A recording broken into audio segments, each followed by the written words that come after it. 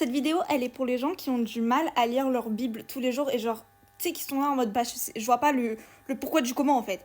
Genre, ils veulent se rapprocher de Dieu et on leur dit, ils voient partout qu'il faut lire la Bible tous les jours, le matin quand on se réveille, le soir, blablabla, mais ils n'y arrivent pas. Ils n'arrivent pas à s'y tenir et moi, je vais vous montrer, je vais vous dire mon petit témoignage sur les bienfaits que ça m'a fait dans ma life.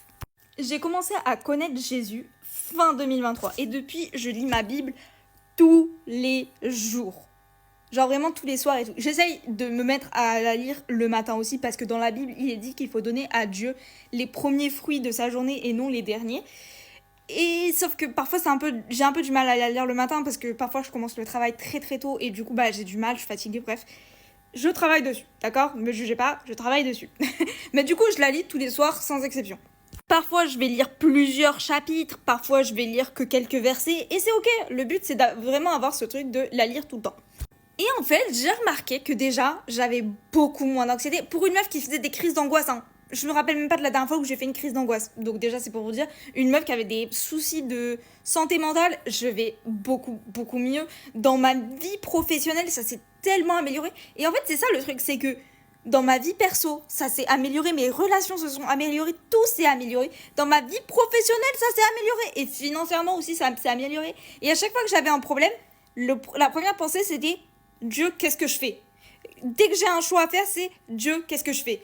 Et vraiment, c'est devenu un réflexe. Et parfois même, je commence à prier, ou alors j'écris dans un carnet et tout, mes prières, etc. Et d'un coup, je vais lire un passage et hop là, j'ai ma réponse. C'est bon pour vous ?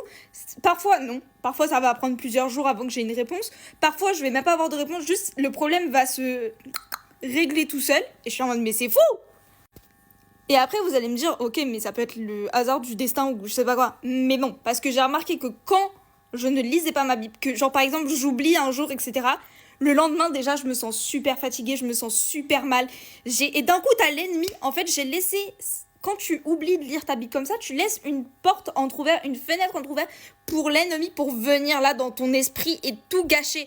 Et je vous jure que c'est tellement vrai. Genre vraiment, l'ennemi, il va...